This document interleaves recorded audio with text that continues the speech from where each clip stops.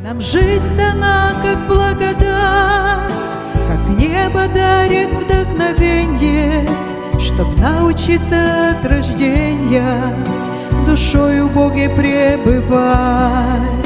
Жить это значит не терять образ, данный Богом свыше, пока душа на свете дышит, лишь небу свято доверять.